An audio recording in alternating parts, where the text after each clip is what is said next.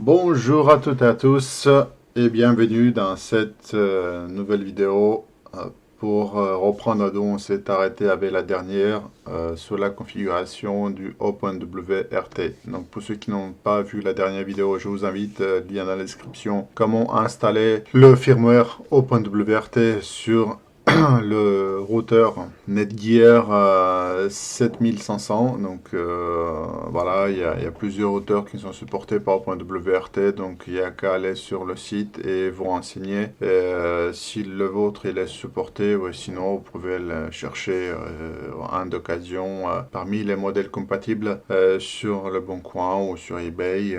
Il y en a souvent en vente à des prix assez intéressants et vous pouvez faire votre bonheur. Réutiliser encore une fois, je vous rappelle que c'est une démarche écologique et vous donner une deuxième vie, et une vie beaucoup plus intéressante avec un firmware plus puissant que celui fourni par défaut par l'éditeur qui est OpenWRT. Donc n'hésitez pas, allez chercher un qui prenait parmi les modèles plus costauds dans la liste des périphériques supportés par OpenWRT. Achetez-vous-en et rejoignez-moi dans la communauté des gens qui essaient de s'affranchir de leurs opérateurs Internet. Reprenons maintenant le fil de cette vidéo. Le sujet en fait de cette vidéo, c'est le paramétrage de OpenWRT.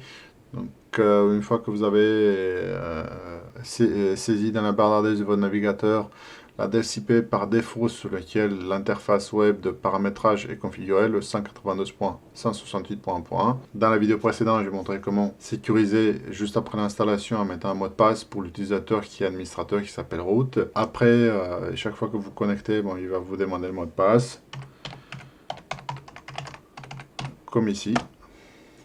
Je me connecte et c'est bien de vérifier que nous avons en fait toutes les adresses IP, toutes les interfaces sont bien reconnues par OpenWRT, et pour ce faire on va dans Network Interface et on regarde. Il y a les interfaces LAN derrière qui compose en fait le switch de 4 ports plus l'interface Wi-Fi, mais qui fait partie en fait de ce qu'on appelle la zone LAN. Et donc Local Area Network, donc le réseau local, en fait, tous vos appareils doivent être connectés là-dessus. Si vous avez plus que 4, c'est pas grave, vous pouvez acheter un switch avec encore 5, 10 ports ou 24 ports, à vous de voir. Et vous branchez le switch, l'uplink de switch dans un des ports de switch du routeur, et vous connectez dans vos switches tous vos appareils à la maison. Je recommande connexion à câble Ethernet parce que c'est plus simple d'un point de vue sécurité que le Wi-Fi qui est, voilà, a beaucoup plus de facilité de se faire craquer et avoir accès facilement à votre réseau domestique. Et on verra par la suite que le Wi-Fi, on le mettra dans un VLAN à part, dans un réseau virtuel à part qui ne communiquera pas avec vos appareils à la maison. Vous créez en quelque sorte votre réseau Wi-Fi invité parce que le Wi-Fi étant moins sécure. Bon, voilà, donc c'est mieux que vous ne mélangez pas les ordinateurs à la maison. Ensuite, on a ici le port 1, donc c'est celui qui est branché dans la box, dans un des quatre, dans un des ports Ethernet de switch de la box. Si on a un qui est marqué là, un qui est là, si votre box n'en a que deux, vous marquez dans celui qui est marqué LAN. Si votre box a un switch de 4, 5, 10 ports, je ne sais pas, ben, vous branchez en fait le câble WAN du routeur en fait dans le premier port de ce switch là. Ce qui va faire le lien entre le routeur et votre box internet, et qui permettra au routeur en fait de connecter tous vos appareils domestiques à la maison qui sont connectés dans le routeur, qui permettra de sortir internet à travers ce câble réseau. Donc là on voit qu'il y a du internet, il y a du trafic, ça passe, et la configuration par défaut, ça vous permet en fait de sortir sur internet. On va faire un petit test ici, ça me permet d'aller sur internet. Je vais vérifier. Quelle adresse IP j'ai reçu. Voilà, donc ça va être IPADDR. Donc il me dit que j'ai chopé l'adresse IP 192.168.1.200. Donc je suis dans la même adresse IP en fait que le LAN. Pour voir le paramétrage, il suffit juste de cliquer ici. Désolé pour j'ai des petites mal de gauche, hein, c'est un peu le temps. Donc on voit bien qu'ici on a le paramétrage du LAN et qui est fait en adresse IP statique et ça part de l'adresse 192.168.1.1 et après ça il y a un DHCP qui prend le relais. Si on a des DNS qu'on souhaite utiliser, donc on peut les enregistrer ici. Voilà, Firewall Settings. Donc dans le Firewall Settings, on voit que c'est dans la zone Firewall LAN. Voilà, DHCP serveur. Voilà, donc il y a un serveur DHCP qui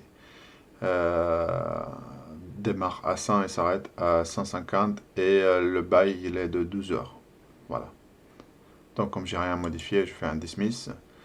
Et pareil, donc si vous voulez modifier le paramétrage de votre port WAN, on l'a ici et on va voir que il est automatiquement en DHCP. C'est ce que je recommande à la plupart des gens.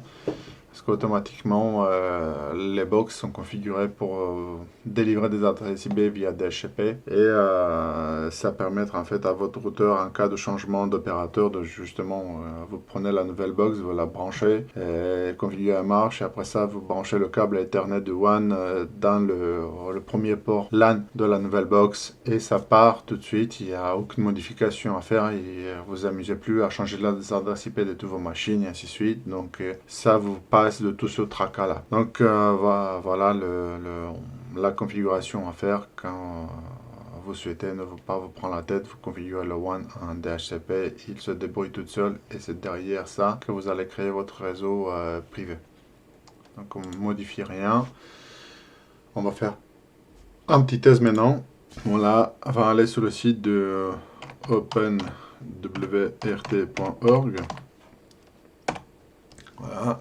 Et si tout est bien configuré, on en arrive sur le site de openwrt.org. Donc ça prouve bien que, étant connecté avec mon ordinateur sur le routeur, et le routeur, il est donc je suis connecté dans le port LAN du routeur et le port WAN il est connecté dans le switch, dans les ports premier port LAN de switch de la box. C'est la bonne configuration et ça permet par défaut d'avoir un routeur fonctionnel. C'est mieux, j'ai passé toute une journée à comprendre comment ça fonctionne et là je suis vraiment content. Donc il n'y avait rien de compliqué, il fallait juste respecter en fait le plan d'adressage et éviter que sur votre box vous trouvez dans le même plan d'adressage que le routeur, ça veut dire 192.168.1. Évitez ça. Donc j'ai modifié et elle se retrouve dans une autre plage d'adressage et j'ai plus de conflit. Donc j'avais tout simplement un conflit d'adresse IP qui m'a bloqué le trafic et je ne permettais pas de sortir sur Internet. Ensuite, la deuxième chose à faire, donc une fois que la partie LAN elle est configurée correctement, comme vous avez pu constater dans l'image à l'écran. L'article il est aussi, vous pouvez le trouver sur mon blog personnel, où je traite pas mal d'autres sujets, pas que de l'informatique. C'est le paramétrage de la Wi-Fi, afin que vous ayez un réseau Wi-Fi à la maison qui fonctionne. Donc là, dans ce routeur là, normalement j'ai deux cartes Wi-Fi. C'est une carte à 2.4 GHz et l'autre à 5 GHz. Bon, malheureusement, les drivers utilisés, parce que c'est des Atheros qui sont un peu source fermée. Là, c'est un reverse engineering qui a été fait et pour le 5 GHz n'est pas encore disponible. Donc, je ne vois qu'une seule interface. Si vous avez en fait de 5 GHz aussi qui est reconnu, vous allez ici avoir une deuxième interface. Donc, pour configurer le Wi-Fi sur le 2.4 GHz ou sur le 5 GHz, il faut en fait avoir une configuration séparée pour chacun. Donc vous allez voir deux cartes Wi-Fi et vous allez aussi avoir proposé par défaut deux configurations de Wi-Fi à la maison. Pour configurer, on va tout simplement partir sur le modèle proposé par lui par défaut. Ce qu'il faut faire ici, si vous connaissez le canal, vous pouvez le choisir en dur, sinon le mode N, on laisse par défaut. Lui il va se démerder, va trouver le canal le moins chargé.